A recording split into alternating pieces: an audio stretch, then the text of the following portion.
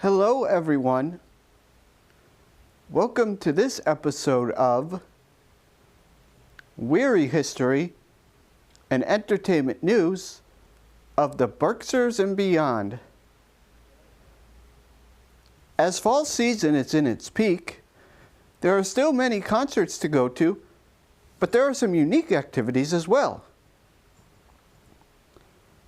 On this episode, I'll be visiting North Adams for a few events and reviewing the film Inside Out 2.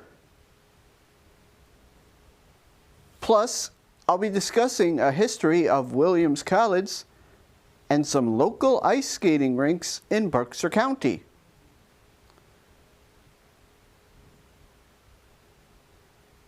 First, it's time for this episode's trivia question.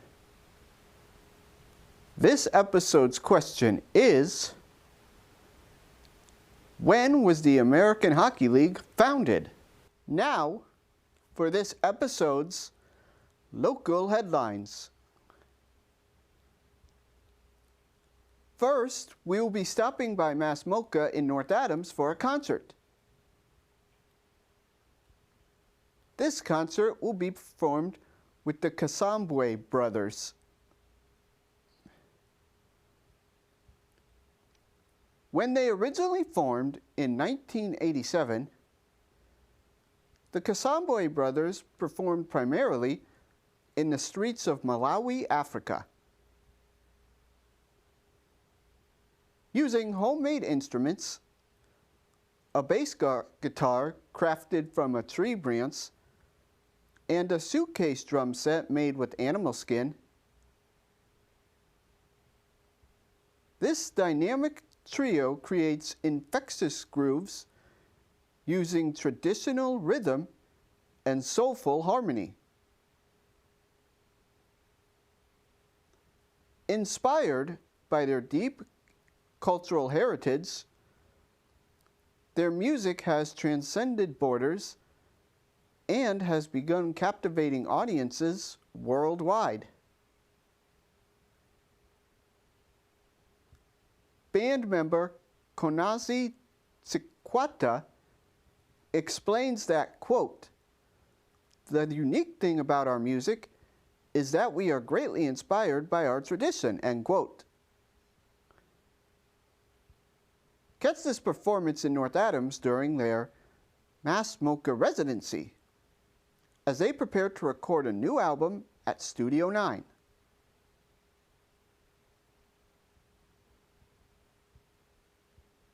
This concert is scheduled to be held on Saturday, November 16th at 8 p.m. It will be taking place in Club B10. Visit massmocha.org for more information. We will be staying in North Adams for our next two stories. These two stories are connected to each other. The first of these is the annual holiday tree lighting on Main Street. On the evening before Thanksgiving, join hundreds of festive faces as North Adams gears up for the annual holiday season with the annual tree lighting ceremony and Home Holidays kickoff event.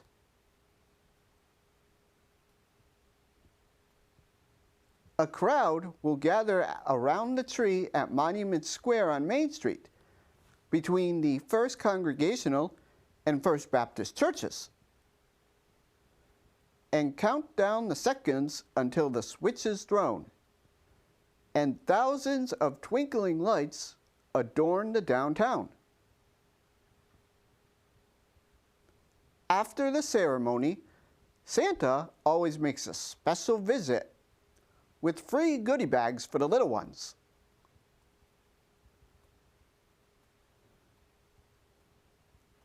This event is scheduled for November 27th. It will be held from 6 to 7 p.m. Please note that this is a weather-permitting event.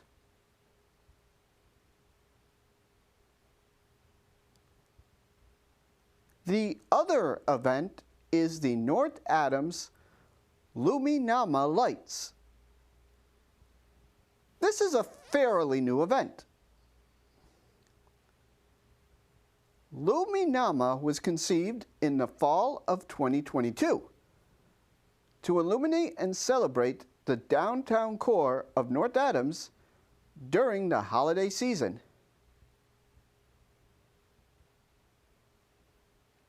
Downtown businesses hang lights and/or create holiday window displays. Local artists are matched with property owners to create window displays for unoccupied storefronts.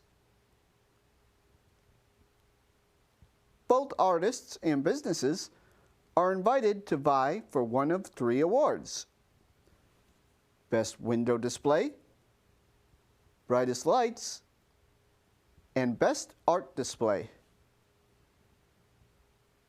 Take in all the lights along the downtown loop of North Adams by walking down Main, Holden, Center, and Eagle Streets this holiday season.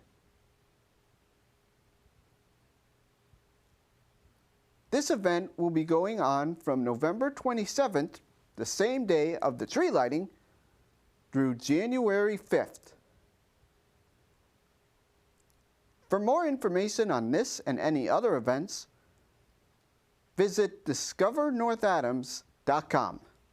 Up next, Berkshire Theater Group will be holding a concert. Gina Coleman, whose powerful voice was discovered during her performance in the Williamstown Theater Festival's production of A Raisin in the Sun in 1999, has led the band Misty Blues to enduring success. Encouraged by Ruben Santiago Hudson to explore the blues, Coleman took his advice to heart, and Misty Blues has since become a staple in the music scene. This 25th anniversary special concert will feature a treasure trove of regional artists who have supported the band over the past 25 years, making it a night to remember. The evening will showcase guest performances by an array of talented artists. Some of them are shown on this poster, but there are still many others.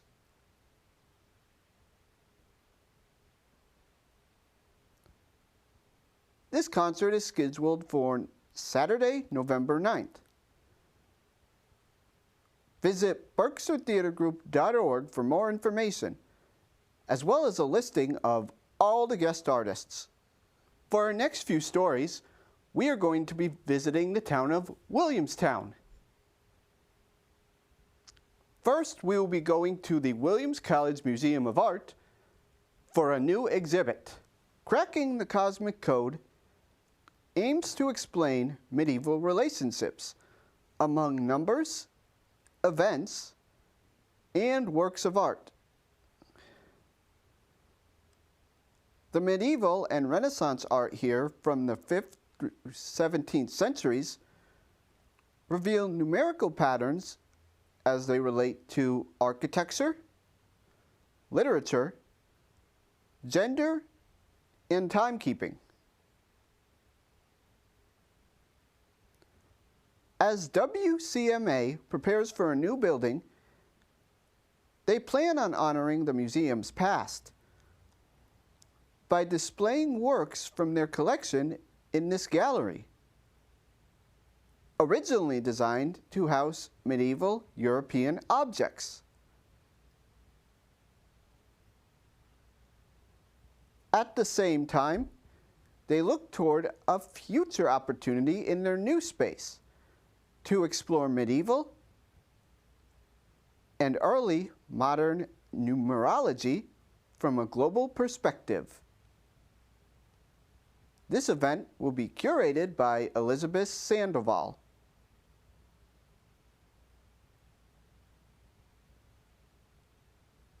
Cracking the Cosmic Code is scheduled to run until December 24th. Visit artmuseum.williams.edu for more information. We will be staying in Williamstown for a trip to the Clark Art Institute and Museum for a new exhibit called Wall Power. Beginning in the 1930s, artists, government officials, art dealers, and entrepreneurs sought ways to modernize the ancient tradition of tapestry making in France to reassert its role as an independent art form available to contemporary artists. Several decades of intense production and experimentation followed that brought international attention to a renewed tradition of French tapestry. Drawn from the celebrated collection of the Mobilier National from the 1940s to present day, the exhibition explores tapestries by such artists as Joan Miro, Jean Lucrat, Henri Matisse, and Le Corbusier, who were central to the resurgence of tapestry production. Mid-century abstraction by artists including Sonia Delaunay and Victor Vasarely, and more recent productions including work by Gilles Allard and Kiki Smith.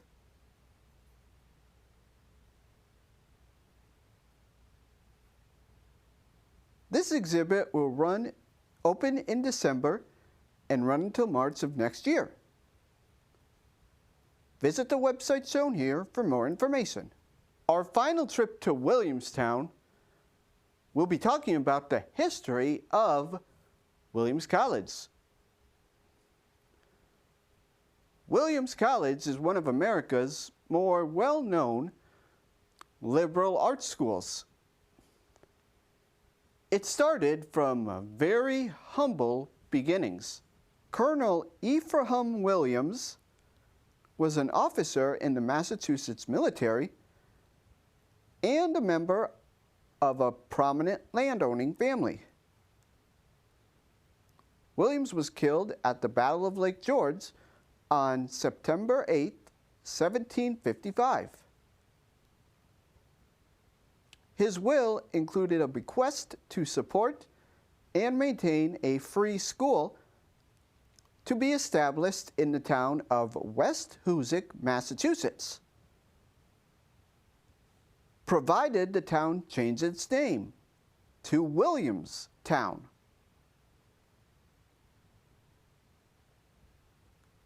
The Williamstown Free School opened with 15 students on October 26, 1791. Not long after its founding, the school's trustees petitioned the Massachusetts legislature to convert the free school to a tuition-based college. The legislature agreed, and on June 22, 1793, Williams College was chartered. It was the second college to be founded in Massachusetts, only after Harvard University. By 1850, Williams had only 2 buildings and 58 students and was in financial trouble. So the board voted to move the college to Amherst, Massachusetts.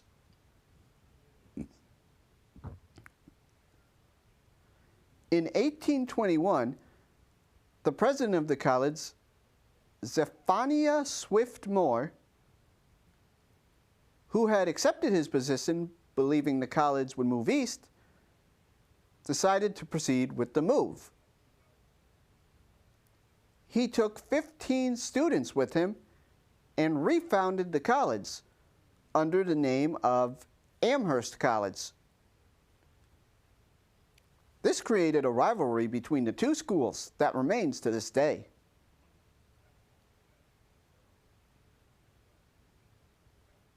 In the 1880s, the college really started to gain a reputation for its education, especially under Professor Mark Hopkins. Former U.S. President and Williams alum James A. Garfield once said, quote, "The ideal college is Mark Hopkins on one end of a log and a student on the other," end quote. For almost 180 years, the school was a men-only college, until finally, in 1970, women could attend for the first time.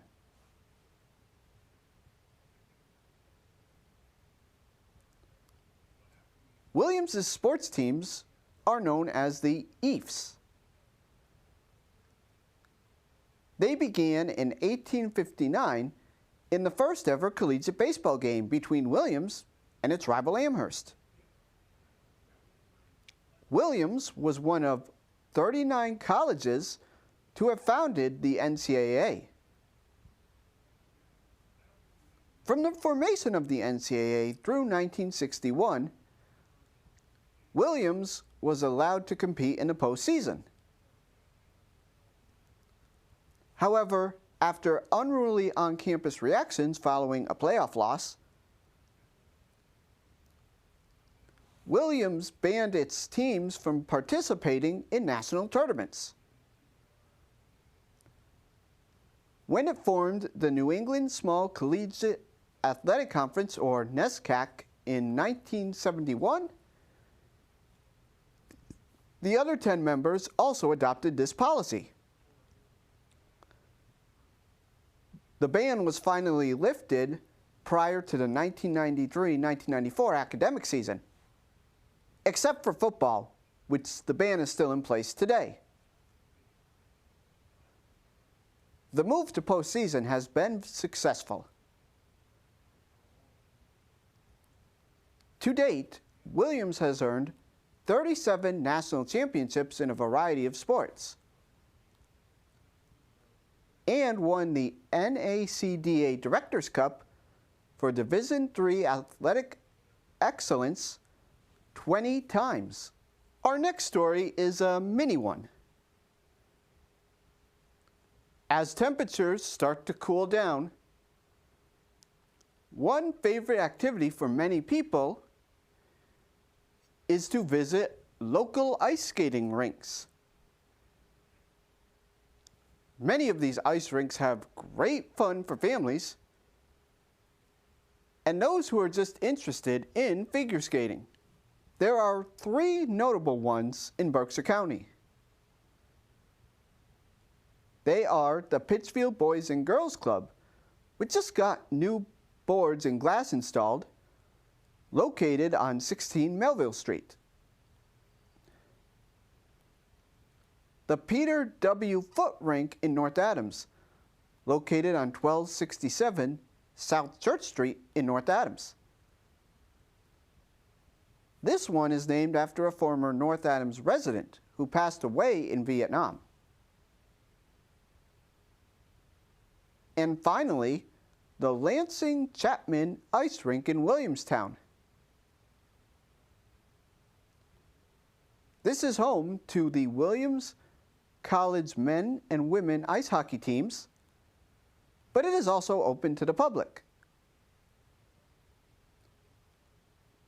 The Lansing Chapman Rink is located on 76 Latham Street in Williamstown.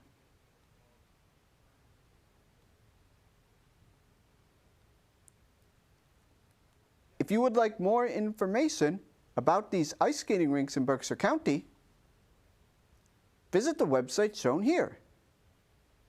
For our next story, we will be taking a Western Massachusetts road trip. On previous episodes of WWHEN, I've talked about how Western Massachusetts has deep connections to basketball and volleyball. Because the sports originated there and have halls of fame there. But did you know Springfield has a deep connection to hockey as well? The Springfield Thunderbirds are the latest iteration of a storied American Hockey League history in the hometown of the league's headquarters in Springfield.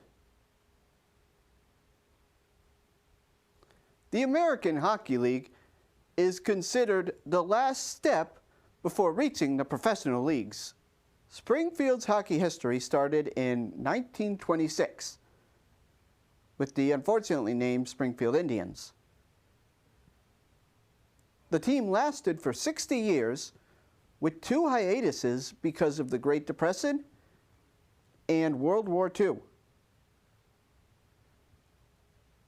They won 3 consecutive Calder Cups, which are the major championship in the AHL, from 1960 to 1962. No other AHL team before or since has accomplished that feat.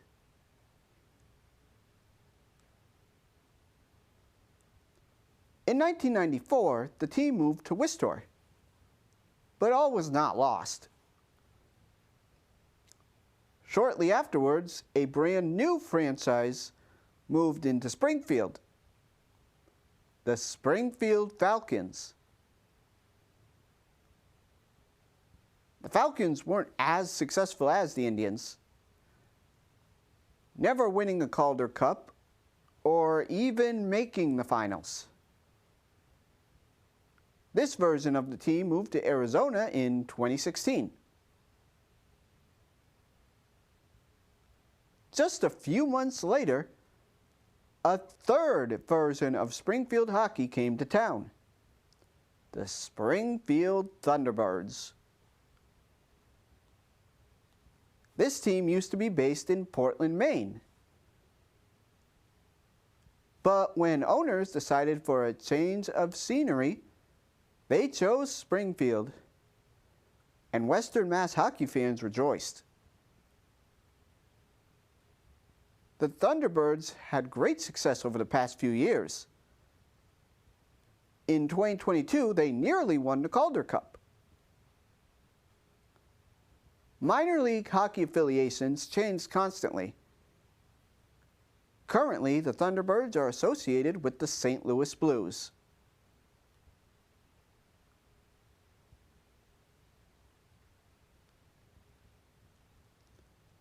The Springfield Thunderbirds play at the Mass Mutual Center. This is located on 45 Bruce Landon Way in Springfield. They have 8 home games scheduled for November, 5 for December, 5 for January, 3 for February, 7 for March, and 3 for April. Each home game has tons of promotions for families and hockey fans alike. Visit SpringfieldThunderbirds.com for more information. The AHL also provides the answer to this episode's trivia question. As a reminder, this episode's question was, when was the American Hockey League founded? The answer is 1936. The AHL traces its origins directly to 2 previous professional leagues. The Canadian American Hockey League, or the Can-Am League, founded in 1926, and the International Hockey League, established in 1929. Although the Can-Am League never operated with more than 6 teams,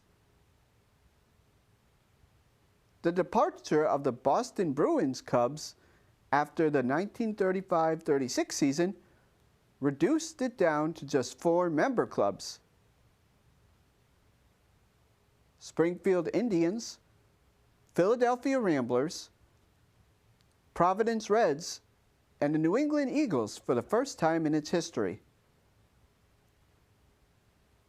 At the same time, the then rival IHL lost half of its 8 members after the 1935-36 season, leaving it with just 4 member teams: Buffalo Bisons, Syracuse Stars, Pittsburgh Hornets, and Cleveland Falcons. With both leagues down to the minimum number of teams to be a good league, the governors of both leagues recognized the need for their actions to assure their member clubs' long-term survival. Their solution was to play an interlocking schedule. While the Can-Am was based in the Northeast and the IHL in the Great Lakes, their footprints were close enough for this to work. The 2 leagues' 8 surviving clubs began joint play in 1936 as a new 2-division, quote, circuit of mutual convenience known as the International American Hockey League. It's now time for this episode's movie portion of WWHEN. This episode, we'll be reviewing the Pixar film Inside Out 2. This is the highest grossing animated movie of all time, earning $650 million in the United States alone, and breaking the billion-dollar barrier worldwide. But is it worthy of that title? As a reminder of basic plots from the first Inside Out, that movie deals with the emotions inside character Riley's head. The first movie dealt with joy, sadness, fear, disgust, and anger.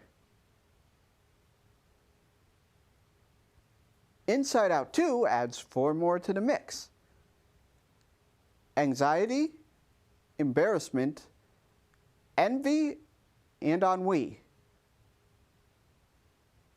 Can the old and the new emotions work together to help Riley get through a particularly tough patch in her life?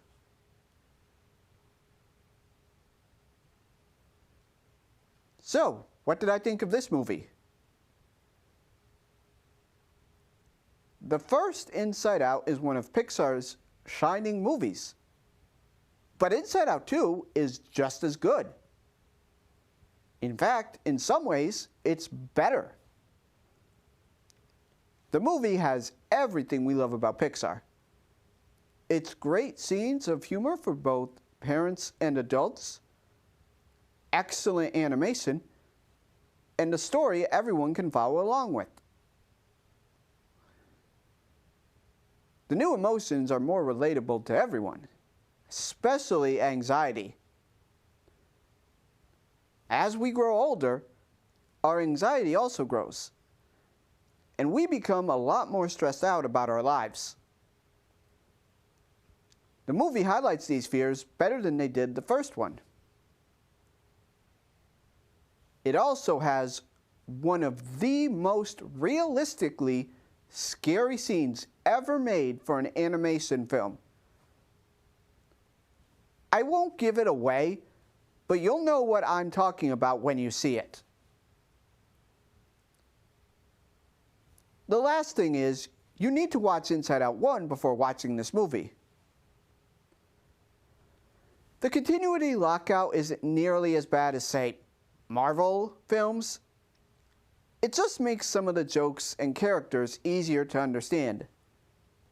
Plus, it's just one movie to watch, not 20 movies. On a scale of 1 to 10, I give Inside Out 2 a 9.7. This is one of the best movies I've ever seen.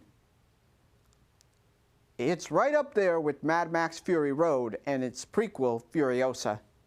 That ends this episode of Wehry History and Entertainment News of the Berkshires and beyond. If you would like to watch this or any other WWHEN episode again, you can visit PCTV's and CTSB TV's websites shown here, or visit NBCTC's Facebook page. Also, if you would like to see the episodes in HD quality, you can visit my YouTube page at RT Wehry.